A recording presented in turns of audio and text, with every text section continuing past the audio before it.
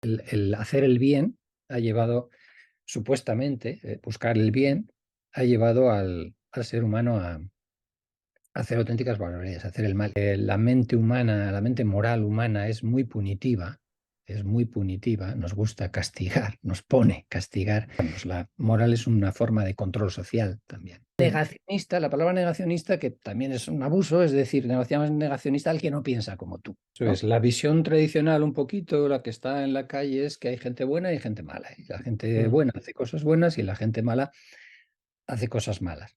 Entonces la moral es lo que se necesita para que gente buena haga cosas malas. Estás escuchando Sapiens, Revoluciona tu Salud.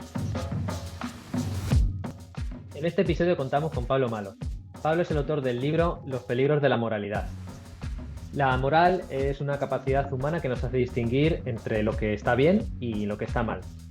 Y esto es un arma de doble filo, porque por un lado nos hace cooperar entre nuestro grupo y cohesionar ese mismo grupo, pero por otro lado también nos hace distinguir entre nosotros y ellos.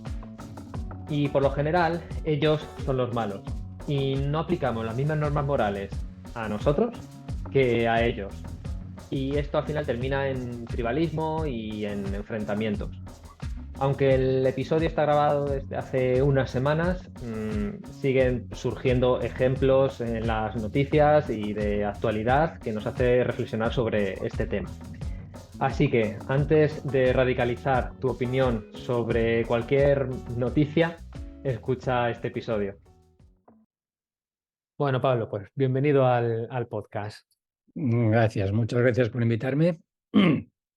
Bueno, primera pregunta, después de haber escrito un libro que se titula Los peligros de la moralidad, la pregunta tiene que ser ¿por qué es peligrosa la moral?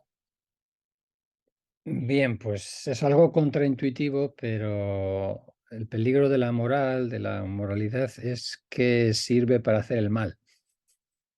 Y eso es algo que parece como difícil de entender, ¿no?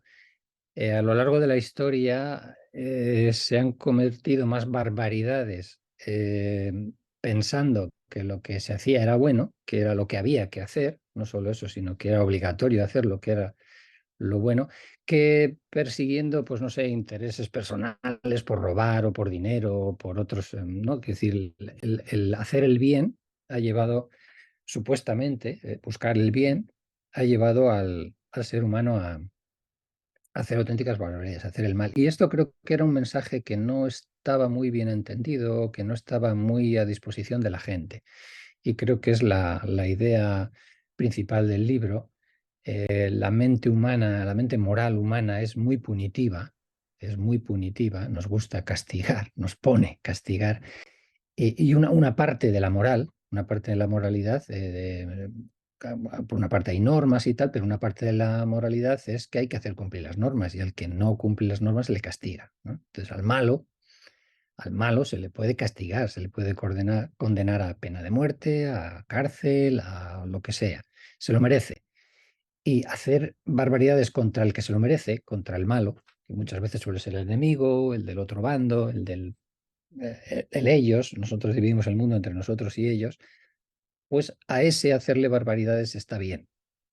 Y ahí es donde viene el problema, porque si nosotros pudiéramos realmente identificar quién es el malo y quién se lo merece, pues no habría problema, porque solo haríamos el mal contra el malo.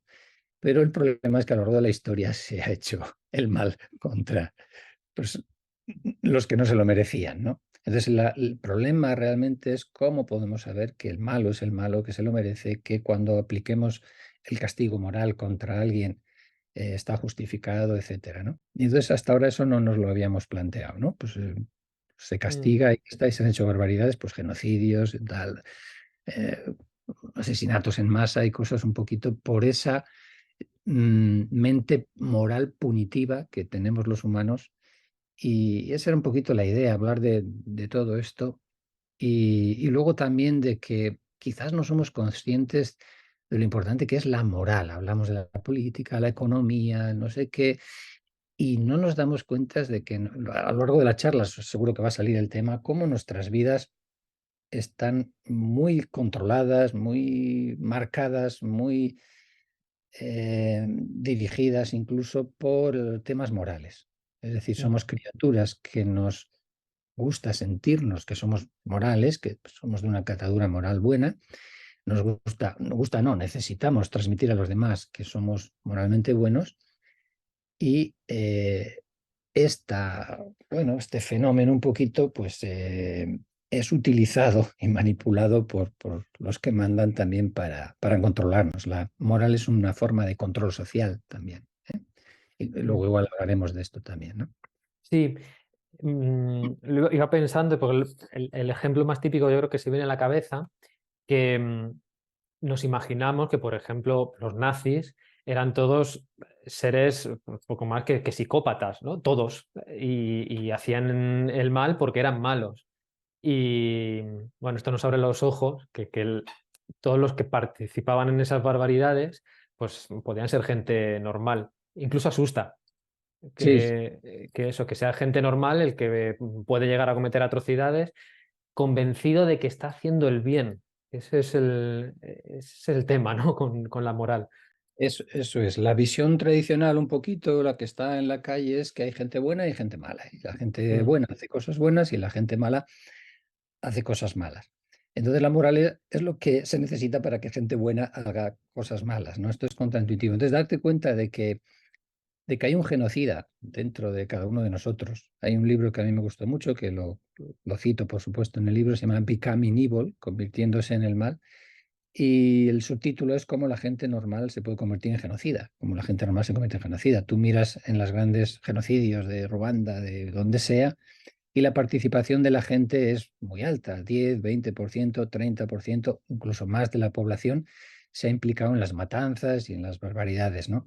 La psicopatía es un 1% de la población, no puede ser que toda esa gente sea psicópata. Mucha de esa gente son personas como tú y como yo, que en un momento dado piensan que su vida, su identidad, las cosas que ellos valoran, en las que ellos creen, van a ser, pues eso, Alemania va a ser destruida por los judíos, y entonces creen que están en su derecho de defenderse y de acabar. Y ahora pues Israel está en su derecho también de defenderse y liar alguna, etcétera. Es decir, esto es un poquito de lo que trata el libro, de que para hacer el mal a veces lo necesitas justificar como que es bueno, como que es el bien. mm, Nadie se levanta una mañana y dice, ¿a quién voy a asesinar o violar hoy porque me apetece y tal?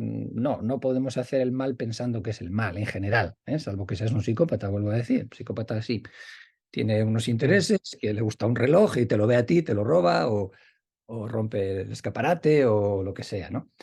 Pero, como te decía, eso es un pequeño porcentaje de la población. La mayor parte de la violencia de lo que hemos visto en el siglo XX, pues no la han hecho psicópatas robando en tiendas o porque no tenían para comer. Quiero decir, la mayor parte de la violencia ha sido pues, ideológica, política y con una connotación moral, ¿no? De que era lo correcto, de que era lo que había que hacer. Y esto asusta, esto es tremendo, ¿no? mm. Sí, hemos presentado la moralidad, hemos presentado de lo que va el libro que has escrito. Ahora tienes que presentarte tú. ¿Quién es Pablo Malo Ah, bueno, sí. y por qué el interés por la moral? ¿Qué digo de mí? Vale, pues Mm, bueno, a ver, yo soy psiquiatra. Soy nacido en Erandio, un pueblo al lado de Bilbao, en la margen derecha, y viví hasta que me casé en Baracaldo, en el otro lado de la ría, y ahora vivo en Guecho, que es un sitio muy bonito al que os invito a todos a venir y a visitar, a la orilla del mar, precioso, en Algorta. Bueno, soy psiquiatra, hice mi residencia en el hospital de Zamudio, y el hospital de Zamudio está en un valle que se llama el Chorierri. Y con unos amigos que hicieron la residencia conmigo, psiquiatras, pues siempre he tenido unas inquietudes con respecto a criticar un poco en general todo, ¿no? Quiero decir, incluso nuestra propia formación mm, psiquiátrica o a la psiquiatría, siempre hemos tenido una visión crítica de la psiquiatría, de los psicofármacos, un poco de la psicología, de las psicoterapias, un poquito de todo. Hemos hecho diferentes. Hacíamos una revista que se llama el Chorier Medical Journal, que tuvo mucho éxito, que era una especie de parodia de las revistas médicas, donde igual comparábamos el bacalao al pipil con el bacalao a tal, hablábamos de los ideovirus, o sea, los virus de la mente y estas cosas que luego precisamente aparecieron conceptos como el meme de Richard Mm, Dawkins y otros, ¿no? Hacíamos también un boletín de noticias donde nosotros hacíamos una editorial y, bueno, criticábamos cosas y tal, los compartíamos, pues generalmente con compañeros psiquiatras.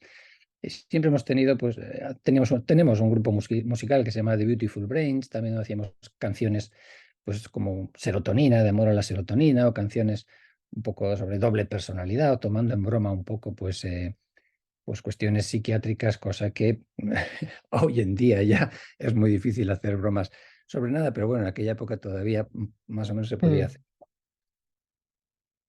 Y bueno, en línea con eso, pues eso, viviendo en el País Vasco y habiendo vivido la época de ETA y de todo esto, yo siempre, bueno, tenía una inquietud por entender un poco qué estaba pasando.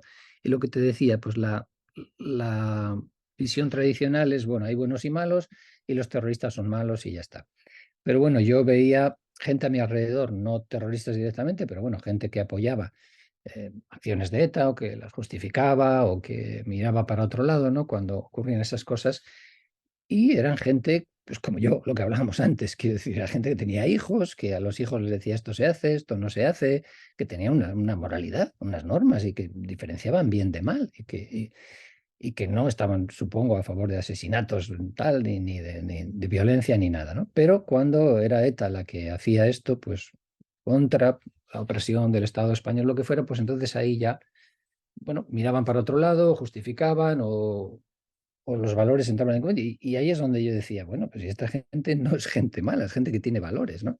Y ahí vino mi búsqueda un poquito de intentar entender cómo gente buena, gente con valores morales, podía en un momento dado apoyar cosas que creemos que son malas, pues como la violencia o el asesinato, etcétera, ¿no?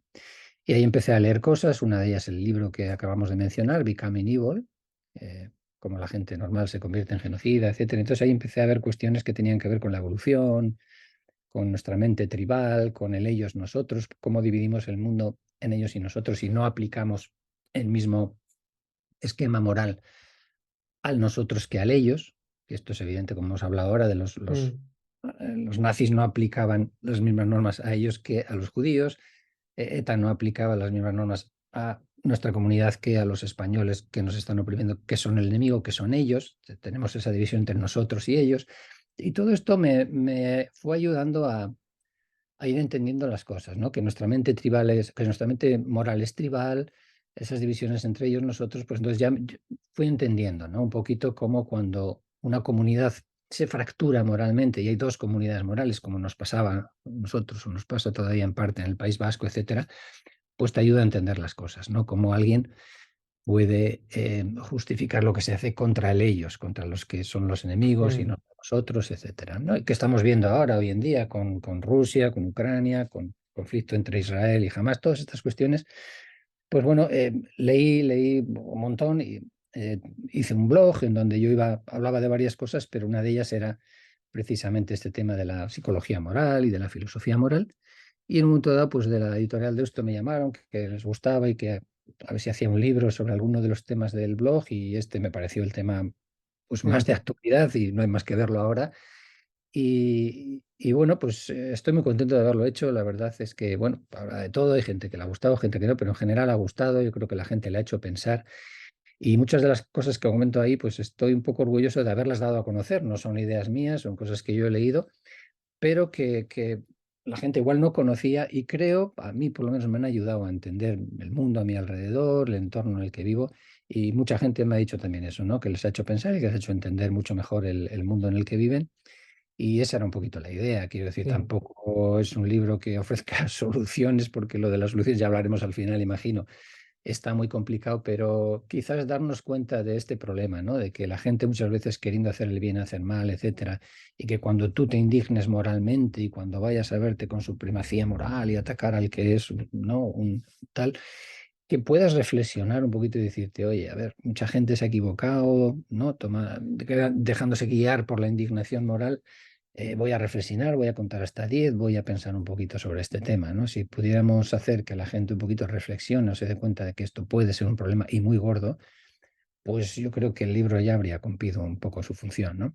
Sí, yo el libro creo que lo mejor que te deja es eso, ¿no?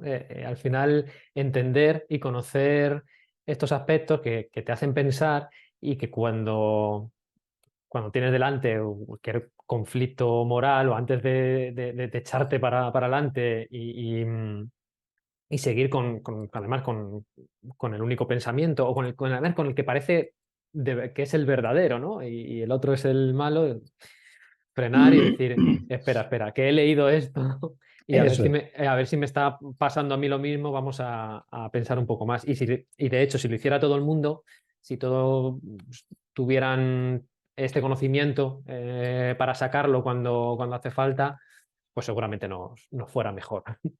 Sí, bueno, yo caigo en muchas de las cosas Mm, que explico en el libro y que pues, soy un ser humano a fin de cuentas y tengo claro. creencias y mis valores y en un momento dado alguien va contra esos valores y también pues, sientes indignación en algún momento. Entonces, es algo que, claro, yo cuando leí sobre esto de que todos llevamos dentro de un genocida, que yo puedo ser un genocida, es decir, yo en un momento dado podría estar a favor de una guerra o de una actitud terrorista o una actitud violenta. Entonces... Jolín, quiero decir que es también una forma de autoconocimiento y de intentar, ¿no? Que esa parte un poco maligna de Mr. Hyde que llevamos todos dentro, pues controlarla o que no salga, ¿no? De alguna manera. Pero vuelvo a decir que Mm. es muy difícil y que es una lucha constante también de cada uno, ¿no? Esta parte, o sea, esto de diferenciar entre ellos y nosotros, ¿es solo humana?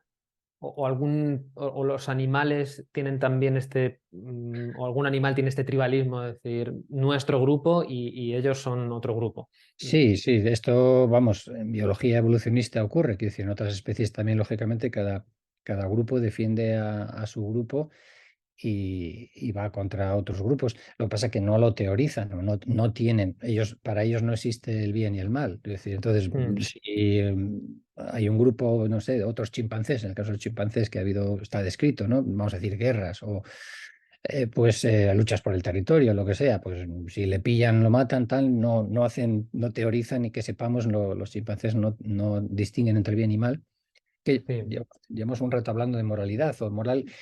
Yo lo que considero moralidad o capacidad moral humana es una capacidad como la capacidad de hablar, que es la capacidad de distinguir entre bien y mal, que hay cosas buenas y hay cosas malas, hay actos buenos, hay actos malos, que existe el bien y que existe el mal, cosa que en la naturaleza no hay, la naturaleza es amoral, pero los seres humanos distinguimos entre bien y mal, ¿eh? Entonces, que sepamos, los animales no hacen esa distinción, pero sí hacen la distinción entre ellos y nosotros, incluso animales en la escala, vamos a decir, mucho más abajo que nosotros, forma parte un poco de, en fin, de toda esta visión del gen egoísta y de todo esto que describe Dawkins en su libro. Entonces, esa división es ancestral, es muy ancestral en nosotros también, la especie humana, pues hemos vivido durante miles de años como tribus en competición con otras tribus, y esto explica por qué tenemos esta mente tribal, es decir, porque nuestros intereses y los intereses de la tribu rival no coinciden.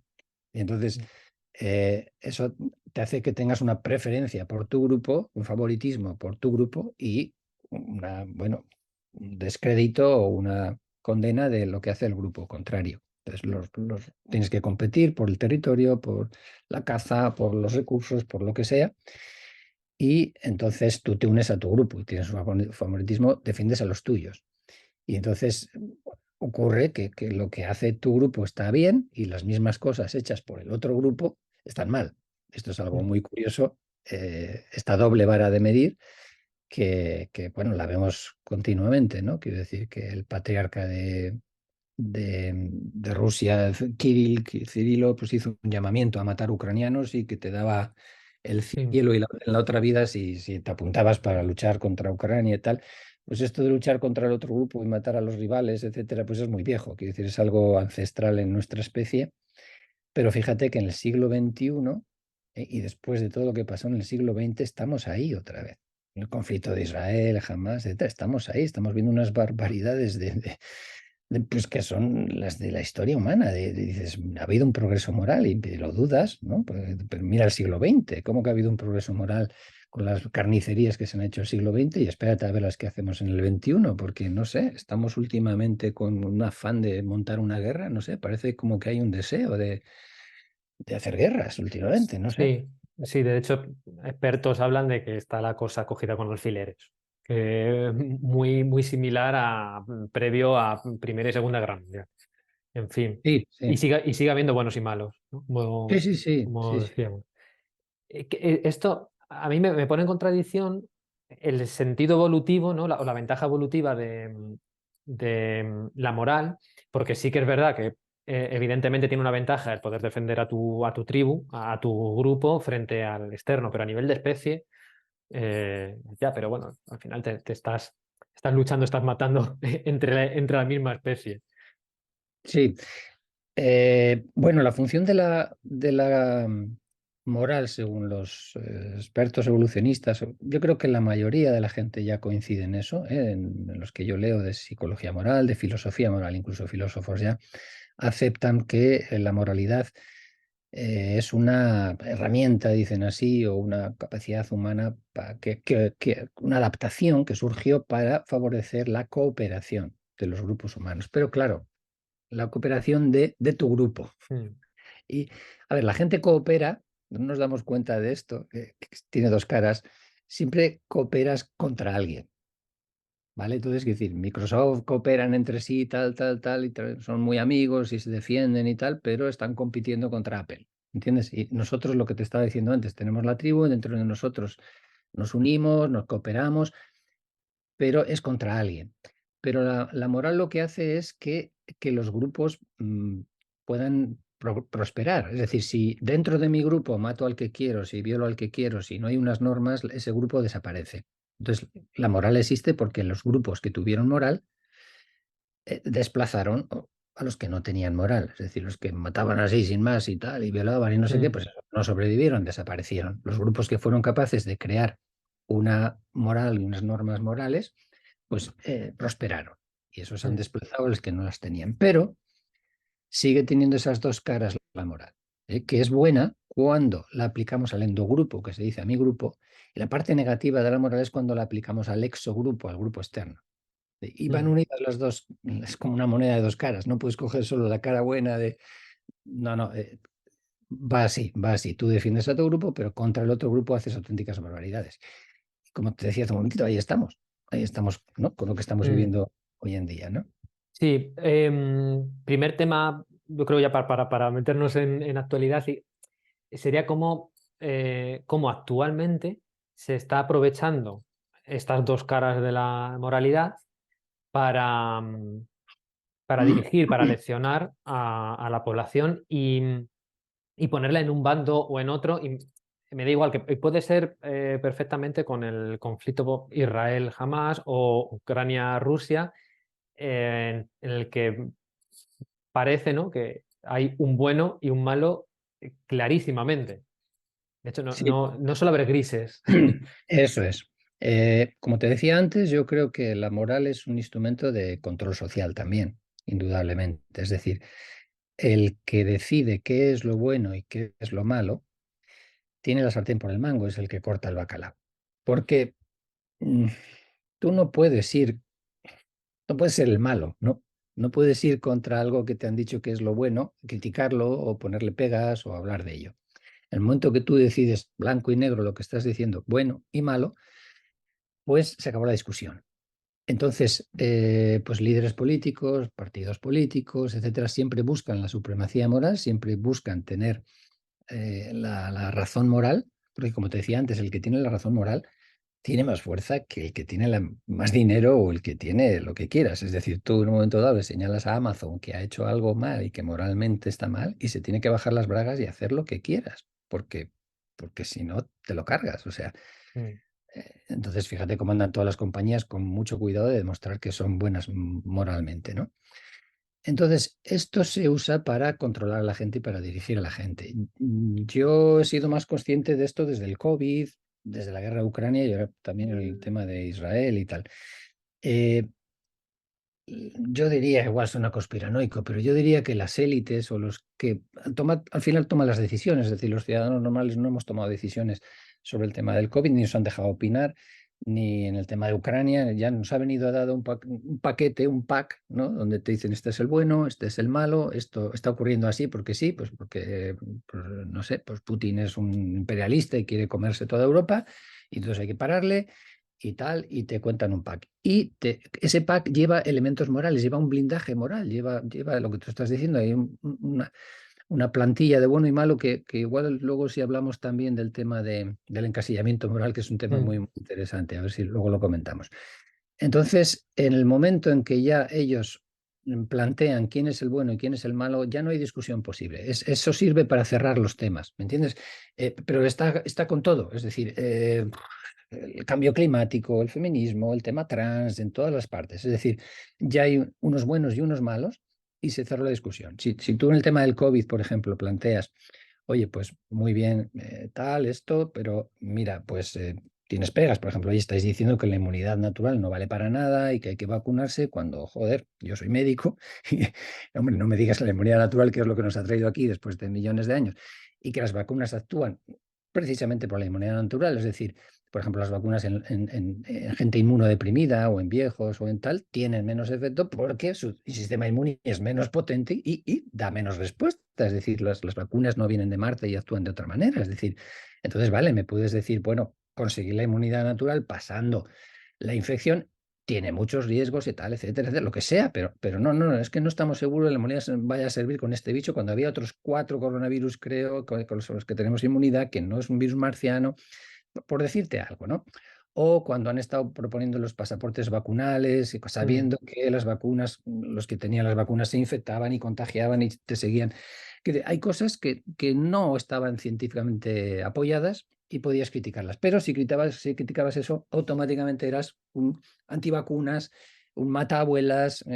Fíjate, la Great Barrington Declaration, que estaban ahí una serie de epidemiólogos de las universidades de Oxford, de Stanford, de Harvard, que plantearon, oye, mira, pues la respuesta igual no tiene que ser igual en las personas de más riesgo que en las de menos riesgo. Podemos tener más cuidado con las personas de riesgo, pero abrir la sociedad a los jóvenes, etcétera, que tienen menos riesgo. Plantearon otro tipo de cosas. ¡Guau, guau! ¿Qué decís? O sea, esta gente se la canceló, se la impidió hablar, etcétera, etcétera. Ya alguien había decidido una postura determinada, que era encerrarnos, esperar a las vacunas y punto pelota. Eso se hizo de esa manera, ¿no?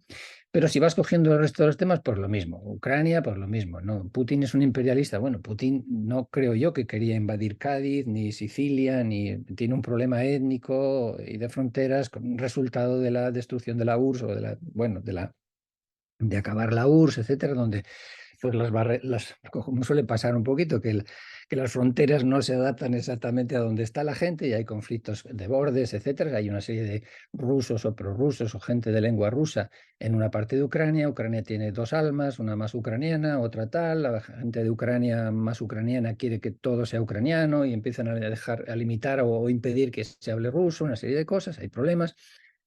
La OTAN va expandiéndose hacia Rusia por razones que tampoco quedan claras. ¿Por qué era tan peligroso? ¿Qué estaba haciendo Rusia para que la OTAN venga a meterse hasta la cocina de Rusia, etcétera? Quiero decir que hay cosas que podemos discutir, debatir, hablar también ahí. Pues no, si hablas de eso, eres pro Putin, pro ruso, se acabó la discusión. Eh, no sé, el tema que quieras, el cambio climático. Pues mira, ha habido épocas en la historia de la Tierra donde no ha habido casquetes polares en los polos, donde los Mm. cambios climáticos han debido a fenómenos que algunos se conocen, muchos, la mayoría, de erupciones solares, de tal, la posición de la Tierra, mil cosas, ¿no? Que la parte del ser humano es importante, el CO2, y que tenemos una parte en el calentamiento. Sí, sí, sin ninguna duda, bien, perfecto, pero ¿es lo único o estamos totalmente seguros? ¿Sabemos todo ya sobre el cambio climático? Y sobre todo, las alternativas o cosas que pongamos en marcha, sabemos que no tienen consecuencias peores que igual, tal o cual.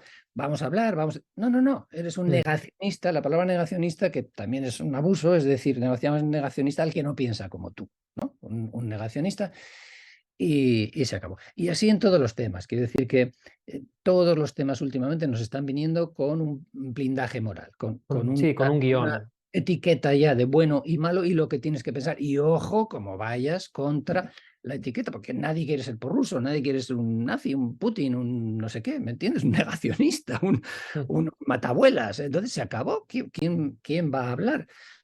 y esto es algo esencial porque permite a las élites o a los que mandan o a los que están tomando las decisiones, pues controlar a la población. Yo creo que esto hay que saberlo, me parece que está pasando, ¿no? Y justificar cualquier decisión, acción que tomen. Está justificado porque esta es la verdad. Claro, Y vamos a hacer esto porque es lo que hay. Y el es verdad mal, que hay que exterminarlo. sí, ¿Qué vas a hacer con el mal? Exterminarlo. Y sí. los buenos, pues tenemos la razón y estamos haciendo el bien. O sea que esto lo podemos hacer porque somos los buenos. Y como en eso sí que estamos todos de acuerdo, que el mal hay que exterminarlo y que hay que Claro, luchar contra el mal, el problema claro. es eso, ¿no? Que qué es el mal. Y claro, lo que es más peligroso, y creo que en eso sí debería de darse cuenta la gente, es que cuando confrontas la opinión general, no es que lleves la razón, ¿no? Si hablemos de la inmunidad natural, del cambio climático o de lo que sea, el estar diciendo, ojo con esto, que esto científicamente tampoco se sostiene, no es que nada de lo que se está diciendo, no es que no sea verdad, no es que no sirva, no es, pero impiden cualquier tipo de opinión contraria o que al menos empiece a tambalear el discurso oficial. Claro. Y Sí, eso es peligroso. es que en una democracia se impide el debate, se impide hablar, se impide la libertad de expresión. O sea, es decir, se cierran los temas. Que eso no, la ciencia nunca cierra los temas. La ciencia, no, que esto es la ciencia. La ciencia dice que el cambio climático, la ciencia dice que la vacuna, la ciencia dice, pum, punto pelota, se acabó. No, la ciencia no son unos datos, unos resultados. La ciencia es un proceso en el que tú haces una hipótesis sobre cómo es la realidad, la sometes a pruebas y recopilas datos y ves si los datos que recopilas apoyan o no esa hipótesis que has hecho. Si no lo apoyan, la hipótesis queda descartada. Si lo apoyan, la hipótesis no queda confirmada, no queda descartada momentáneamente. No la hemos tumbado, pero igual la tumbamos dentro de 10 años o de 15. Y eso ha pasado, y pasará. Muchas de las cosas que creemos ahora caerán, serán tumbadas. Eso sí, de la evolución del no, no, es absurdo pensar que ya tenemos toda la verdad ahora, evidentemente, supongo que no la tenemos. Entonces, la ciencia siempre dice por ahora parece que las cosas son así, Sí. ¿vale? Y sin embargo, lo que estamos haciendo en todos los temas es encima, con el marchamo ese de la ciencia, es cerrarlos. La ciencia dice, la ciencia no sé qué, y punto pelota. No estoy de acuerdo con esto, me parece que no es la Sí, forma de hacerlo. claro, y de hecho todos los incluso metaanálisis, ¿no? El máximo escalón de la evidencia científica, en las conclusiones siempre vas a leer que cierran que parece que hay evidencia suficiente para sostener esta hipótesis. Pero no, esto es así. Eso no lo vas a leer en ningún estudio científico. Y la verdad es una hipótesis que de momento no la hemos podido tumbar, Mm, pero que debe ser atacada y debemos dejarla abierta a que se la ataque. Y mm, lo que estamos haciendo hoy en día es, no, esto no me lo ataques, esto no me lo toques. mm. Y, y es peligroso todo esto, porque si nos vamos al caso más actual, que es todas las guerras, tanto desde Ucrania-Rusia o Israel y Hamas, es que desde nosotros estamos viendo esto desde este lado, que tenemos claro que el malo es Hamas y el malo es Rusia. Pero desde el otro lado están convencidísimos de que es al revés y tienen a la misma masa de población pensando justo lo contrario. Claro. Y ahí es donde está y pues por eso está tan caliente el tema y por eso es tan peligroso, porque ambos lados están totalmente convencidos de que el malo es el contrario. De que ellos tienen la verdad y de que ellos son los buenos y de que los otros son los malos. Es decir, Mm, que el patriarca de Constantinopla, de Moscú, cuando dice que hay que matar a los otros, él es un hombre santo, él es un hombre bueno, es un papa, ¿no? El papa de la Iglesia mm, Ortodoxa. Y sin embargo, pues está diciendo eso, que los otros son los malos y entonces tenemos que ir a por ellos, ¿no? Pero claro, en el otro bando han hecho ahora otro patriarca de Kiev, que es el que dice que no, que los buenos son ellos y que los malos son los rusos, ¿no? Ese es un poquito el problema, por lo que te decía antes, de que siempre los seres humanos hemos vivido en comunidades en competición con otras comunidades. Y como te decía antes, la moralidad es para la cooperación de los grupos humanos, pero rusos y ucranianos no tienen los mismos intereses, no cooperan en base a los mismos objetivos. Entonces, no puede haber una misma comunidad moral. La única manera, a veces se suele decir, de que haya de que todos los humanos nos unamos en una única comunidad moral es que nos invadan los alienígenas. Y entonces todos estaríamos unidos contra ellos. Pero, lo decías tú antes de pasada por ahí, en un mundo donde tenemos diferentes grupos, que tenemos que convivir diferentes comunidades, pues esta mente tribal humana y esta mente punitiva es un problema para la convivencia en las sociedades modernas que son ¿no? Multiétnicas, multiculturales, Entonces, hay convivir grupos diferentes está resultando difícil por nuestra mente tribal. Y se está alimentando este tribalismo no sé si desde los medios seguro, no sé si desde más estamentos superiores, o tenemos la idea de que tiempos pasados siempre fueron mejores y ahora todo es peor. Yo creo que es lo mismo, lo que te decía antes. Creo que no hay novedades, no hay nada nuevo bajo el sol. Que cambia la tecnología. En el sentido que estas guerras estamos viendo, yo qué sé, drones y cosas que antes no había. En los temas sociales, pues tenemos Twitter y las redes sociales para que la indignación moral se extienda de formas que antes no eran conocidas. Y antes los linchamientos pues eran en la plaza pública o los cotilleos o los ataques se hacían en el pueblo o en la plaza pública. Ahora la plaza pública es Twitter. Mm, O las redes, yo me manejo sobre todo, uso más Twitter y creo que a nivel de ser un tribunal moral y de usar la indignación moral, no uso las otras, pero creo que Twitter destaca en este aspecto de ser una red más de indignación moral y de fomentar la indignación moral. O sea, los tweets que se meten con el exogrupo, con el grupo externo, el de los adversarios y tal, son los que se hacen más virales, etcétera, etcétera. Hay estudios sobre eso. Hace poco he puesto alguno por ahí también, o vamos, que me ha llegado y lo he retuiteado. Entonces, que va a ser la red que más utiliza la indignación moral porque eh, nos manipulan por medio de esa mente moral que nosotros tenemos, en el sentido de que la pornografía, por ejemplo, toca las teclas, ¿no? Que nos interesa el sexo y tal, y nos manipulan en ese sentido, pero el Twitter y las redes sociales tocan ese tema de nuestra moral, nuestra indignación moral para que estemos allí. Es decir, "Oh, mira lo que ha dicho este partido, mira lo que ha hecho el PP, mira lo que ha hecho Podemos, mira no sé qué, que te impliques ahí, uses las redes, dediques tiempo, fomentes en el fondo la publicidad y las fuentes de ingresos que ellos tienen. Es decir, que usan la indignación moral para su propio beneficio. Y lo saben, ellos saben que están manipulándonos, incluso enfrentándonos y calentándonos moralmente para que nos enganchemos. Lo saben mm, y lo hacen. mm. Yo, dos cosas de esta última parte de la conversación. Uno, que hemos hablado del linchamiento moral, y quizás sería necesario una pequeña definición. Y luego el ejemplo de la pornografía, que es un estímulo supernormal. Tú lo tratas también en el libro. Entonces, y también quería definir esto y si redes como, bueno, redes sociales y en especial Twitter, si es un estímulo supernormal también. Digamos que está por encima de esa indignación moral que se podría producir en una sociedad menos conectada.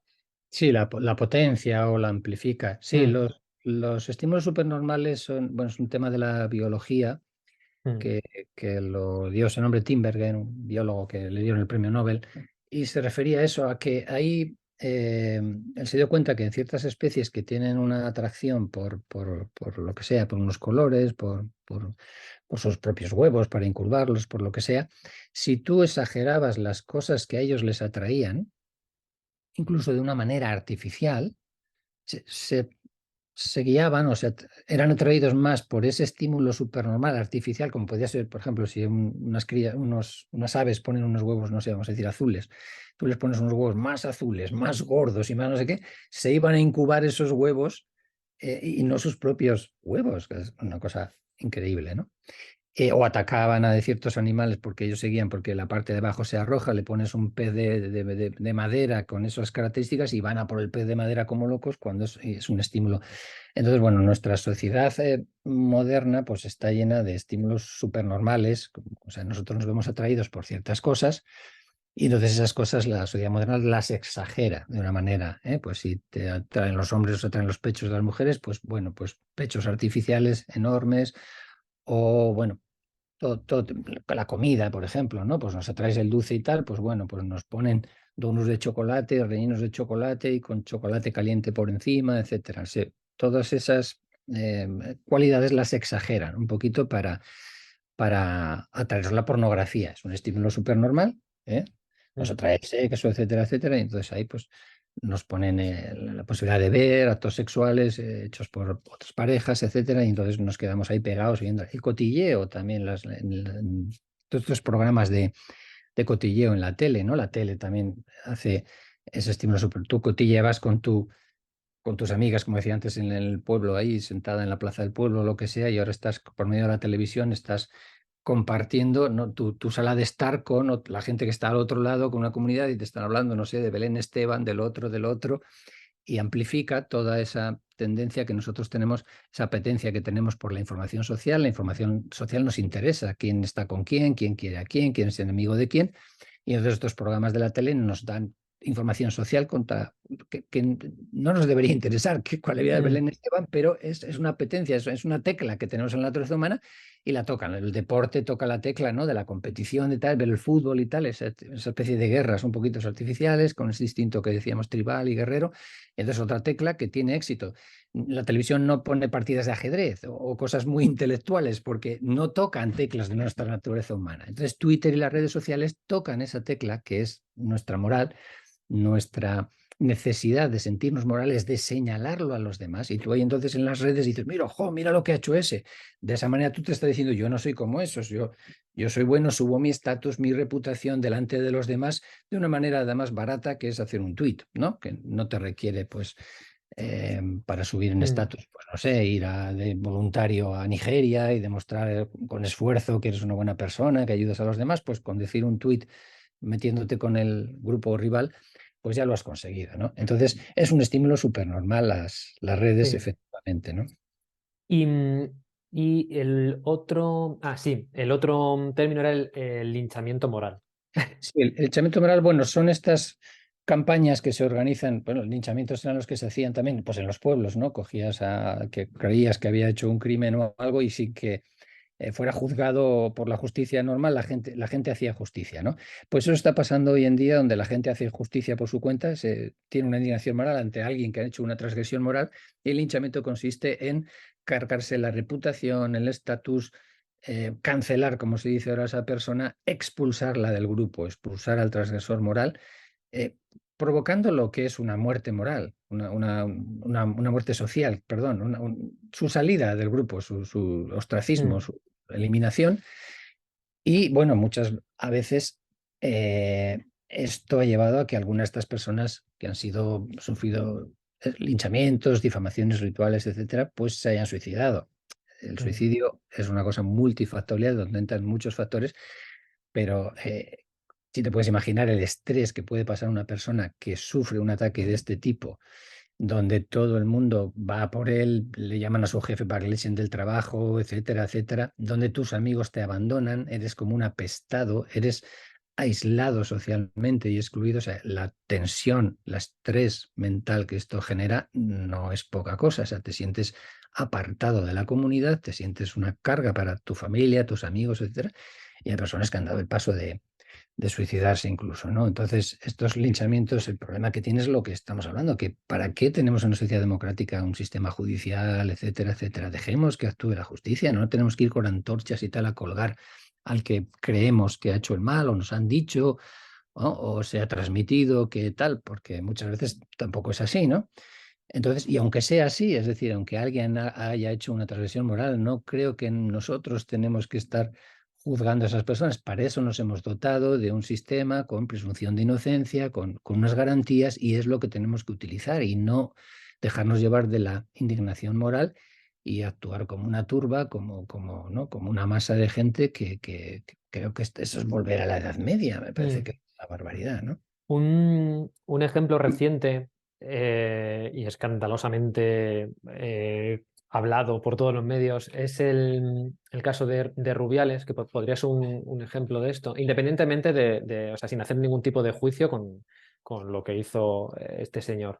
Pero luego la reacción posterior es lo que estabas describiendo. Sí, sí, sí, ha habido un caso de linchamiento, vamos a llamarlo así, contra Mm, esta persona, que vuelvo a lo mismo, o sea, podemos juzgar el beso, si era pertinente, no era pertinente, si eso debe llevar asociado un castigo o no, pero tenemos para eso tribunales deportivos que le van a valorar o le van a echar, mm, o tenemos, ahora está el caso, pues en los tribunales normales donde se le está acusando de agresión sexual, creo que es, etcétera. Y eso va a llevar su curso y eso los ciudadanos es lo que tenemos que hacer. O sea, tenemos que dejar actuar a la policía, a los jueces y no ir nosotros con antorchas a mm. cargarnos a nadie, ¿no? De hecho, o sea, ya incluso yo creo que se criticaba al que no hablaba también. El que Sí, no, el deportista, el futbolista, en este caso, que no quería dar su opinión sobre el caso, también se le echaba encima. Y a mí eso me llama la atención. No, sí. no sé Sí, si es normal o no, pero esto pasó también en Estados Unidos cuando lo de Black Lives Matter, lo de George mm, Floyd y todo esto, pues sí. también manifestaciones donde los manifestantes pedían a la gente que, que gritaran sus consignas y que se sumaran a la... Entonces, el que no se sumaba ya era considerado malo, ya Mm, era... De hecho, decían el silencio es violencia, decían. Primero las palabras son violencia, era antes el eslogan, ahora hasta el silencio es violencia, ¿no? Hasta callarte y no apoyar, o sea, se meten un poquito en tu cabeza, te dicen lo que tienes que pensar, es algo muy totalitario en ese sentido, ¿no? Es decir, bueno, yo actúo, pienso lo que quiero, pero no, es que tú tienes, es obligación tuya que pienses así, que te manifiestes así, que lo digas así, ¿no? Es algo mm, realmente totalitario en el sentido de querer controlar tus propias creencias y tus actuaciones también, ¿no? Que hagas unas consignas o lo que sea, pero incluso es que te dicen lo que tienes que pensar. mm. Y tiene explicación el tema de los haters y este hateismo, no sé si se puede llamar así. Tan exagerado, sobre todo en Twitter, evidentemente, es la red social con la que más se hace esto, pero en otras también. Em, o sea, no sé si ya el insulto o desprestigiar a cualquiera que pone algo entra dentro de la normalidad, del entretenimiento de las personas y ni siquiera es un tema moral. Porque a mí me parece exagerado, ¿no? Las reacciones a cualquier... Si puede ser igual algo de como- entretenimiento, incluso. Sí, Bueno, hay un incluso como que se componente haya moral, normalizado. hay un componente moral, moral seguro, ¿eh? Mm, Que luego hasta igual sea entretenimiento o así, pues no lo sé, igual también. Pero hay un tema moral que porque desprestigiar a los demás o cancelar a los demás es prestigiarte tú. mm, Y eso sí que es también el querer tú subir en el escalafón moral, en la jerarquía, ¿no? En el prestigio.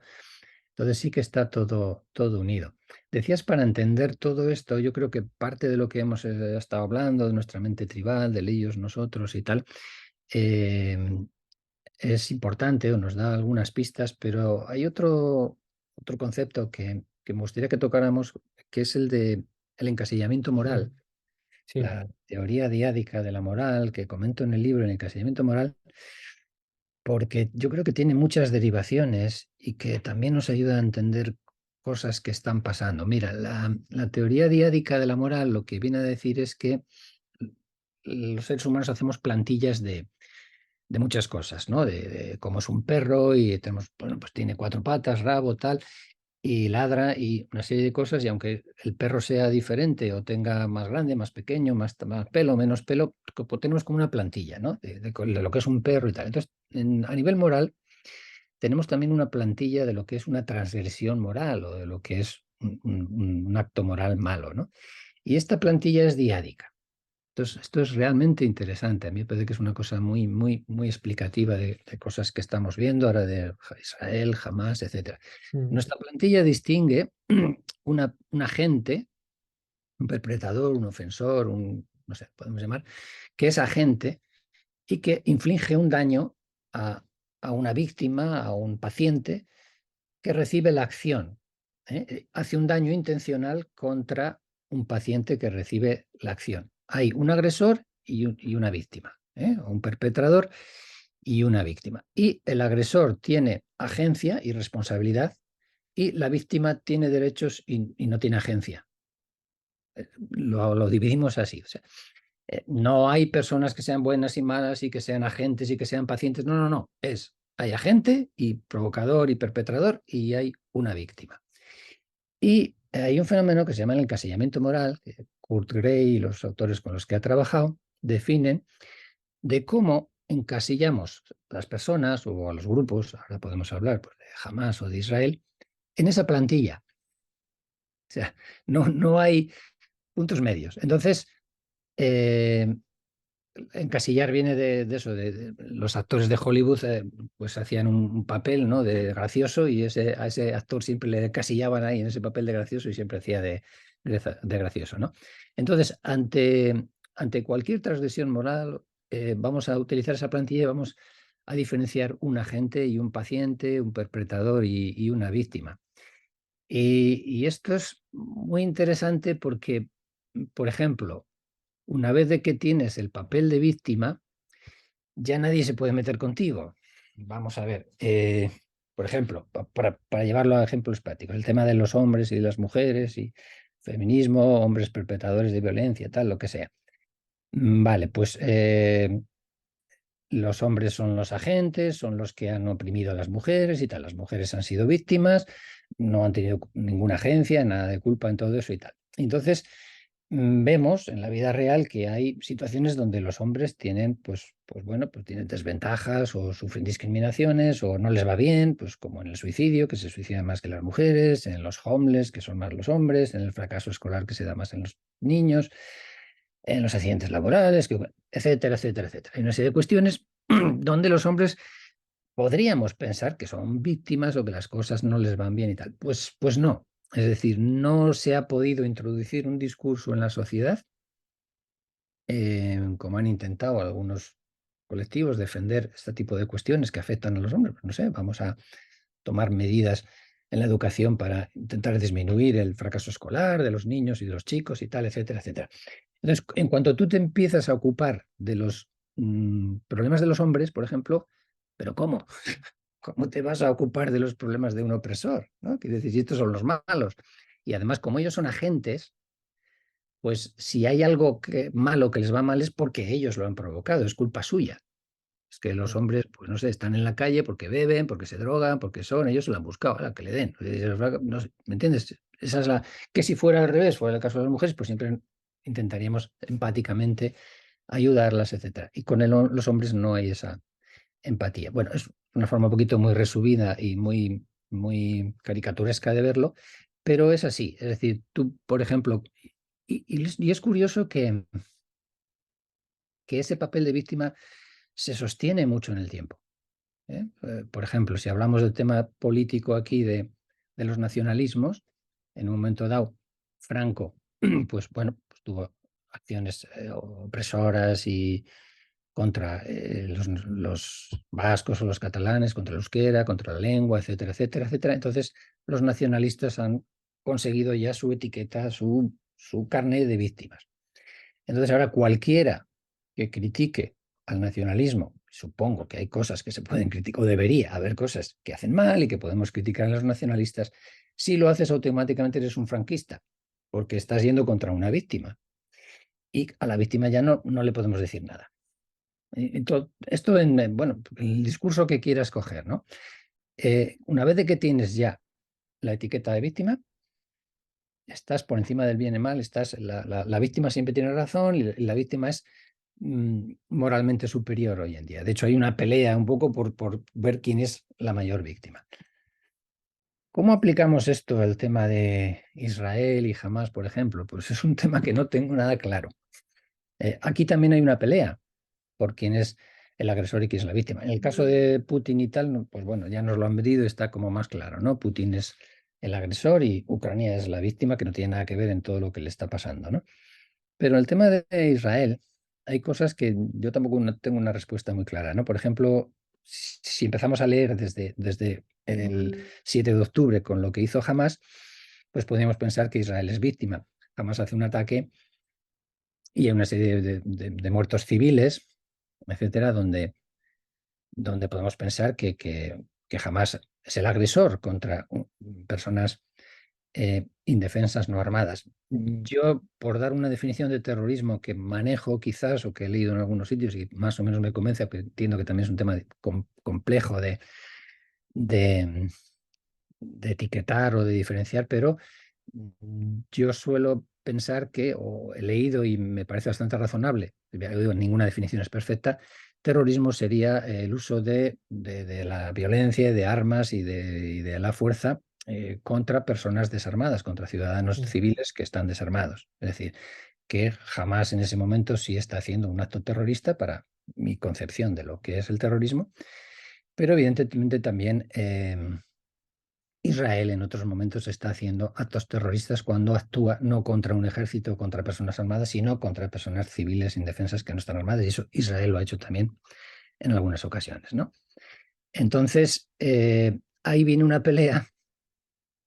¿Quién es la víctima o quién es más víctima?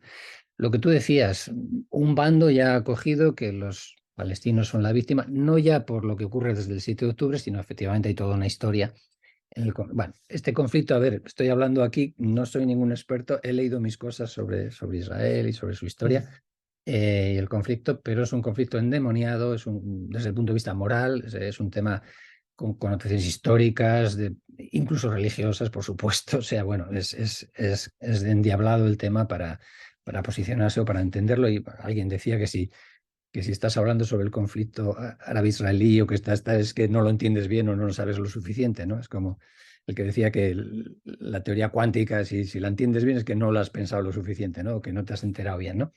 Entonces, bueno, que es un conflicto muy... Entonces, claro, hay razones históricas para quién es víctima y no.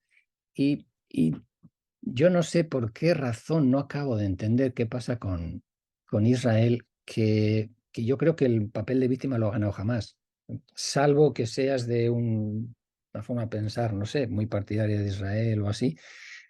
Creo que en el discurso, por las manifestaciones más generales, hay en los dos sentidos, etcétera, pero todas las manifestaciones que está viendo en Europa, etcétera, yo creo que la mayoría de la gente está un poco, acepta el discurso de que los israelíes, los judíos fueron allí, invadieron la tierra, que echaron a los palestinos, etcétera, etcétera. No digo, por supuesto, que la gente apoye a Hamas, sino más bien creo que apoya a los palestinos. Algunos hay que también apoyan a Hamas, pero bueno, quiero decir que la gente ve a los palestinos como víctima y a Israel como agente o Mm. como agresor, por razones quizás un poquito históricas, ¿no?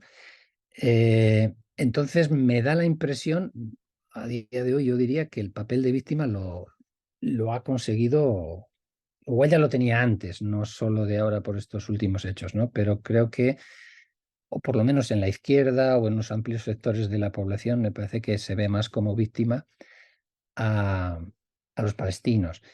No sé por qué, porque fíjate que ahí tengo mis dudas. Los judíos pues sufrieron el holocausto, fíjate si no son víctimas, ¿no? Y podrían, lo que te estaba diciendo antes, parece que conseguir el papel de víctima es duradero en el tiempo. Pues parece que los judíos no les ha durado. Me resulta difícil, no sé dar una explicación de esto. Creo que hay un antisionismo y que hay una, no sé, una animadversión contra los judíos que viene desde muy atrás y que quizás eso influya, pero la verdad no sé dar una respuesta clara a por qué no conseguimos ver, una parte de la población sí, ver a los judíos como víctimas que históricamente lo han sido, desde luego en la época nazi y el holocausto, etcétera. Pero sin embargo, no sé, a raíz o a partir de cómo se han actuado en Israel, pues la cosa ha virado. Ahí y ahora yo diría que las víctimas son los palestinos, ¿no? Sí, y sí, yo opino lo mismo. O sea, por lo que vamos viendo, parece que hay más opinión o manifestaciones a favor de Palestina. Que de Israel, sí, yo creo que sí. Y claro, ahí es donde entramos en los peligros de la moralidad, cuando algunas personas llegan a justificar los actos de Hamas porque el papel de víctima ya lo tiene Palestina. Claro. Y eso es lo grave. Y como, bueno, como decir que, pues no sé, no les quedaba más remedio en el Mm, contexto tienen que hacer, pues como hablábamos antes de la ETA, ¿no? Pues bueno, hay una opresión de España, de Francia y tal, pues no nos queda más remedio que responder con la violencia, con actos terroristas y tal y tal. Sí, es que es muy difícil, ¿no? Que por lo que te decía, esa plantilla que tenemos diádica de bueno, malo, de opresor y de víctima, pues intentar ser un poco, ¿no?, más grises y decir, oye, mira, pues los palestinos son víctimas tal, pero aquí están haciendo terrorismo, esto no está bien o no podemos apoyar esto. Israel, pues ha sido víctima de muchas cosas, pero aquí en otras está haciendo también, pues no sé, está cortándoles el agua, la luz a gente, a ciudadanos normales, etcétera. Entonces, quiero decir, esto tampoco podemos aceptarlo, es decir, intentar buscar grises, hablar, debatir, no sé qué, pues lo que hablábamos antes, los temas son blanco o negro, o estás con uno o estás con otro, ¿no? Y este, vuelvo a decir, es un conflicto muy, muy complicado donde tomar partido es realmente difícil. Desde el punto de vista moral, a mí me parece un rompecabezas un moral, Mm. ¿no? Y nuestra Eh, mente, yo creo, claro, también le es más fácil elegir en blanco y negro, el sí. bueno y el malo. Y requiere demasiada energía estar en Eso el es, en plan medio. película de Disney, o sea, casi todas las Sí. leyendas, las narrativas, los cuentos, las novelas en la historia de la humanidad tienen llevan un mensaje moral y ese mensaje moral es blanco-negro. Mm. Y Y se tú- aprovechan de eso, como hablábamos antes, pues para vendernos eso, Putin malo, el otro bueno, Zelensky bueno, el otro tal, no sé qué. Y si dices, oye, pero es que este bando también ha hecho cosas que igual no están bien, tal. No, y, no. y comentabas con el tema de España, se sigue yendo a los extremos totalmente en el que el tener una opinión política o económica de un tipo es ser franquista y por otro lado están los rojos. Y se sigue totalmente encasillado en los bandos de la guerra o del franquismo, aunque el tema sea económico o político en otro ámbito, pero hay que encasillarlo. Sí, Y, sí. Es nuestra mente moral, es nuestra forma de. Es mm, todo esto que estamos hablando, nuestra forma de pensar y blanco y negro, y por eso pues está todo polarizado, pues eso aquí en España, en Estados Unidos, no te digo, en todos los sitios. Y, y lo peor es lo que te estaba diciendo antes, que se está haciendo como una fragmentación, una fractura de la comunidad moral. O sea, en Estados Unidos se habla, no quiero exagerar, pero se habla de incluso que hay un riesgo de guerra civil, es decir, el mundo de los republicanos y el mundo de los demócratas ya no tiene los mismos valores ni ven el mundo de la misma manera. O sea, hay gente de un bando que no quiere que sus hijos se casen. O sea, te mm, puedes ser de otra raza, de otra religión, de tal, pero no puedes ser del partido político adversario, ¿no? Oponente político.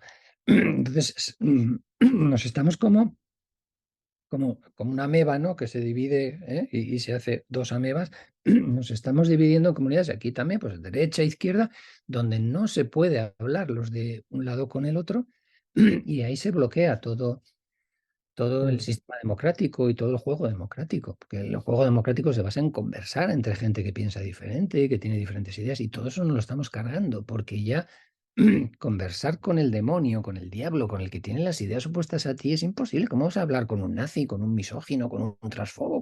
No puedes hablar con ese otro bando porque son lo que sea, ¿no? O con un rojo, o con un comunista, porque enseguida todo es comunismo, todo es, ¿no? Pensándolo por el otro bando, que esto, sí, yo en el libro insisto mucho, yo lo que quiero es que nos demos cuenta que esto no es un problema, esta mente tribal, punitiva, ellos, nosotros, no es un tema ni de derechas ni de izquierdas, lo hace la derecha, lo hace la izquierda, es un tema humano, nos pasa a los seres humanos, a todos, a ti, a mí, a todo el mundo, sea del bando político que sea. Entonces, que el mensaje es ese, que nos demos conscientes de lo que está pasando y cómo nos estamos dividiendo, en el fondo vamos a perder todos, porque nos vamos a cargar el funcionamiento de un sistema que había funcionado, nos había permitido ir funcionando hasta ahora, ¿no? Y ahora se están bloqueando todos los debates, todos los discursos, todas las conversaciones, se están bloqueando por este bueno, malo, negro, blanco, bien, mal, demonio, tal, y Dios, y ya no hay discusión posible. Estamos funcionando de una manera, pues eso, muy religiosa en muchos temas y en la política. La política es la nueva religión, estamos tomando mm. todo de una manera que no debería ser así en el juego democrático, ¿no? Sí, sí, sí, no, en la política es tremendo. O sea, son fanáticos religiosos y eso solo va en detrimento de las personas, porque no se puede hacer. La política es debatir y si pierdes eso, pues entonces ya no es política, ya es eso, es un acto religioso de fe en el que crees en tu bando, sea uno sea otro. Y como es imposible creer en el bando del medio, pues no Sí, te sí, pueden salir partidos más moderados o una, políticos más moderados porque evidentemente nadie los quiere. en el libro pongo una cita que me gustó mucho de Joseph Button, un autor americano, que decía que si piensas que tus adversarios políticos son el mal, ya no estás haciendo política, sino que estás haciendo religión. Mm.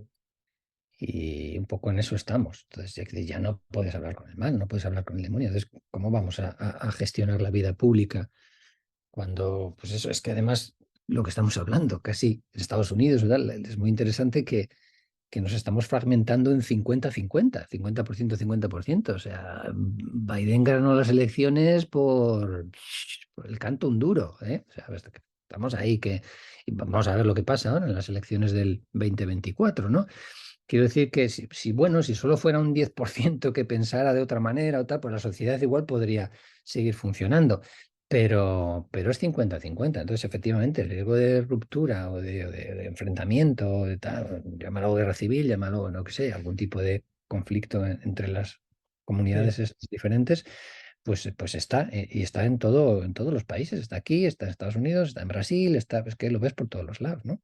Sí, sí, es verdad. Que parece que o criticas lo que tienes en casa porque es lo que ves, pero luego cuando sales te das cuenta que en todos los sitios es igual y tal cual, 50-50. Y hablabas de que tomamos esto, la política como religión, y también comentas en el libro el tomar la ciencia ya como si fuera religión, que es muy peligroso también, claro. Y sucede ya con la salud. Y es verdad, porque más según lo leí, dijo, "Es que esto es verdad, ¿no? Con las dietas, uno es keto y el otro es vegetariano y el otro carnívoro, y resulta que además se rechazan estudios científicos que van en la posición contraria. Pero no puedes rechazarlo, podrás rebatirlo o lo que hablábamos antes, ¿no? Decir, bueno, pues parece que la evidencia va por aquí, pero esto no vale. Cuando se coge el contrario, qué peligroso. Y que luego hay determinadas patologías que se ven con la obesidad, pasa esto, en el que es culpa de la persona, ¿no? Si cogemos como religión una dieta, pues es culpa de la persona que no está siguiendo esa dieta, que no está siguiendo esa religión. Y bueno, pues una de las cosas, es verdad, que en el libro vi y digo, esto es así, esto es lo que está pasando, ¿no? Sí, sí, sí, también efectivamente en la salud. En Occidente ha habido dos maneras un poco de ver la enfermedad. Una era la manera, vamos a decir, clásica, griega, romana, galeno, tal, de que la enfermedad se debía a causas naturales. Ellos hablaban del miasma o de los humores o lo que sea, pero bueno, causas naturales. Y luego un poco la visión religiosa de que era un castigo de Dios, de que algo malo habías hecho y Dios, o bueno, también más ancestralmente, pues los espíritus, no sé qué, eran Mm. castigos de espíritus y de cosas, ¿no? Y la Edad Media y por ahí, pues bueno, predominaba esa visión religiosa. Luego ya, pues en el siglo XIX, cuando se descubre el microscopio, cuando se descubren los gérmenes, Pasteur, etcétera, pues se identifica a los bichos que causan las enfermedades y entonces como que vuelve la visión griega o científica de que hay causas naturales de las enfermedades y tal. Pero cuando ya se acaba con las enfermedades infecciosas y empezamos a tener otro tipo de enfermedades que son pues crónicas, las cardiovasculares, diabetes, todo este otro tipo de enfermedades, donde ya no hay un agente, ¿no? Un bichito que la causa, etcétera, y empezamos a ver que hay factores de riesgo y que si tú intervienes sobre esos factores de riesgo con una buena dieta, como decías antes, comiendo bien, no sé qué, haciendo ejercicio, pues no te vas a morir nunca, ni vas a tener cáncer y tal. Y entonces, si eres obeso y tal, pues es porque es tu culpa, tú no estás haciendo lo que tienes que hacer. Entonces volvemos un poquito a culpar al paciente o a la persona de su obesidad, de su adicción, de lo que sea. Es decir, o de su diabetes o de lo que sea, ¿no? O de su cáncer, porque comía mucha carne o comía poco de no sé qué o mucho del otro o lo que sea, ¿no? Y es muy curioso, sí, como incluso en la salud hay una moralización de esa salud y de asociar enfermedad a pecado, ¿no? Antes religioso, ahora pues de que no cumples con la dieta, con las cosas que tienes que hacer como buen ciudadano. Y claro, y luego vendría el castigo, ¿no? Pues si eres obeso y tal, oye, pues no te vamos a hacer tal operación porque no, haber comido de otra manera y no haber sido obeso, o, ¿me entiendes? Un poquito el castigo a los malos, a las personas que no hacen lo que la salud, cuidar la salud, su salud como deberían, ¿no? Entonces Mm. empezamos también con una, no sé, una especie de medidas coercitivas incluso en las áreas de la salud. Pues eso, solo falta que venga un inspector de sanidad a tu casa y te mire, a ver, tú has salido a correr esta semana, ¿cuántas veces y tal? A ver, has comido verduras y frutas y tal, joder, has comido mucha carne y tal, te quitamos puntos y tal. Luego cuando tengas que ir al hospital porque tienes un cáncer o tal, pues mira, te vas a quedar a la cola, vas a ser el último en operarte porque, chico, tú no te preocupas y tal, ¿no? Parece que estamos llegando a algo así, ¿no? Que es un poco ridículo, Mm. pero sí. Antes de terminar, desde luego son problemas muy complejos, por lo tanto no se pueden dar soluciones como tal.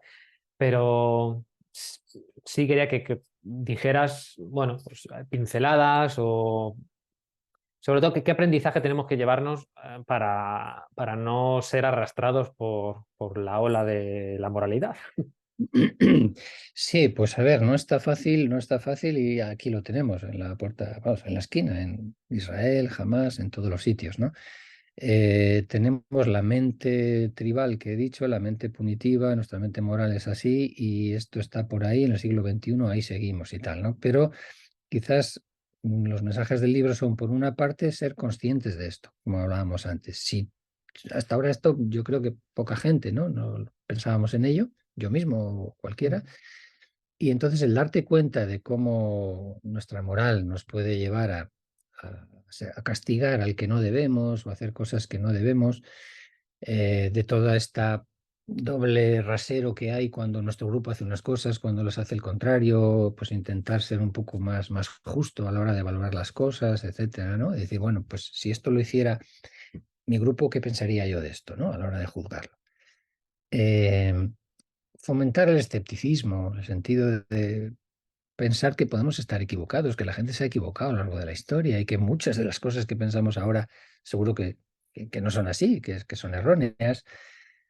Eh, la educación puede ir por todo en ese sentido. Podemos también igual cambiar las reglas en el juego político de manera que primemos o favorezcamos a los que llegan a acuerdos, a los que ceden, a los que hacen acuerdos con grupos contrarios, que a eso les dirá puntos para digamos, luego otras cuestiones futuras, etcétera. Es decir, favorecer de alguna manera, pues eso, el ceder, el escepticismo, el debate, la libertad de expresión, que creo que no sé, yo no entiendo ahora que la libertad de expresión sea algo de derechas, no me entra en la cabeza. Quiero decir, para mí es la piedra angular de, de la democracia. Si no dejamos a la gente que critique y que exponga sus ideas, o sea, vamos a un estado totalitario donde nos dicen lo que tenemos que pensar, y eso es, no sé, volvemos al totalitarismo de un nazismo, de un comunismo soviético, de lo que sea, ¿no? Entonces, defender un poco todos esos valores, aun sabiendo que cuando nuestro grupo entre en conflicto con otro grupo y nos sintamos amenazados y sintamos que todo aquello en lo que creemos y todos aquellos valores que tenemos están en peligro, probablemente vamos a ser capaces de las mayores barbaridades, pero claro como decía, es una moneda con dos caras. Es imposible que no tengamos valores, que no tengamos nuestras cosas que consideramos sagradas o intocables o por las que estaríamos dispuestos a, pues no sé, incluso a morir o ir a la guerra o a lo que sea, ¿no? Y eso esa parte no la podemos quitar de la mente humana, ¿no? Esa necesidad de defender a lo tuyo, tu identidad, tus valores, pero ver cómo podíamos compatibilizarlos con los valores de otros grupos, ¿no? Y ahí lo importante sería no plantear las cosas en modo moral, no plantearlas en modo de bien y mal, de yo soy el bueno, tú eres el malo, ¿entiendes? Porque ahí no va a haber acuerdo posible. Yo creo que lo que tendríamos que hacer es plantearlas en modo de intereses. Es Mm. decir, ¿cuáles son los intereses de Ucrania? Pues son estos y tal y cual. ¿Cuáles son los intereses de la parte rusa? Pues mira, es que queremos hablar en ruso y tal y no sé qué, no sé cuánto. Vamos a ver, pues ¿cómo podemos conseguir que vosotros habléis en ruso? Pues no sé, con una autonomía para la región del Donbass y tal y no sé qué, vale, pero tal. Es decir, eh, dialogar y hablar buscando un poquito, bajando al nivel de los intereses, no al nivel moral y de tú eres el bueno y yo soy el malo y tú eres misógino y soy transfobo y como aportes aquí, se acabó la discusión, no, tú eres un negacionista, ya no podemos hablar, es decir, pues en el cambio climático igual, vamos a hablar, y estas medidas, ¿qué contrapartidas pueden tener? Porque no sé si te acuerdas de aquellos de los combustibles, estos, de los biocombustibles y todo aquello, Sí. escoger alimentos, trigo, etcétera, para hacer gasolina, etcétera, porque aquello fue un desastre. Es decir, bueno, pues no sé, vamos a dialogar, hablar, debatir, mantener la conversación continuamente en marcha para ir corrigiendo y para ir haciendo que todos podamos convivir, conciliar los intereses de uno con los intereses de otro, que es lo que hace el juego político. El juego político tiene que conciliar intereses entre gente que piensa diferente. Entonces, tenemos que, hasta cierto punto, salvo cosas absolutamente terribles, como que alguien diga, no sé, hay que matar a todos los judíos o hay que matar a todos los vascos o todos los españoles, o lo que sea. Es decir, eso, por supuesto, no entraría, y eso estoy de acuerdo, en suprimirlo o en declararlo ilegal a alguien Mm. que diga ese tipo de manifestaciones, apoyando directamente, ¿no? Barbaridades y tal, pero quitando eso, es decir, yo creo que tenemos que dejar el debate abierto lo más posible, respetar la libertad de expresión lo más que podamos para que siga habiendo crítica, para que podamos mejorar, para que podamos pulir las cosas. Entonces, muy, muy, muy difícil. Yo lo veo muy difícil y la realidad está ahí para demostrarnos que es muy difícil. Mm. Vamos a ver qué pasará ahora, a ver si Israel y Palestina pueden hablar de cuáles son sus intereses. Israel, desde luego, pues está luchando por su supervivencia, por su lugar ahí. Los palestinos también, a ver si se llega a pues, algún tipo de hacer dos estados, de un reconocimiento del otro, pero llevan ahí, pues bueno, décadas y décadas y no lo han conseguido y realmente está muy difícil, ¿no? Mm. Desde luego, nosotros este tipo de conflictos no los podemos solucionar, pero si por lo menos en el cuestiones del día a día somos conscientes de esto, pues seguramente nos vaya mejor a todos. Pablo, las dos últimas preguntas, ya fuera del tema.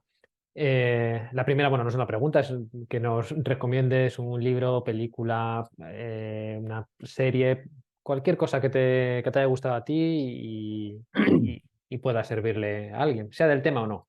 Sí, bueno, yo hay un libro que a mí me marcó mucho y que me gustó mucho, que es La tabla rasa de Steven Pinker.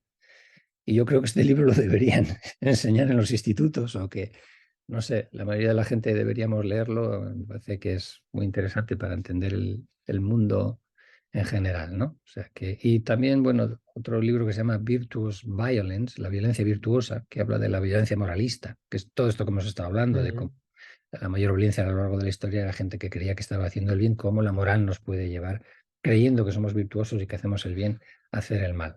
Virtuous Violence, la violencia virtuosa, es un libro también muy, muy interesante. Muy bien.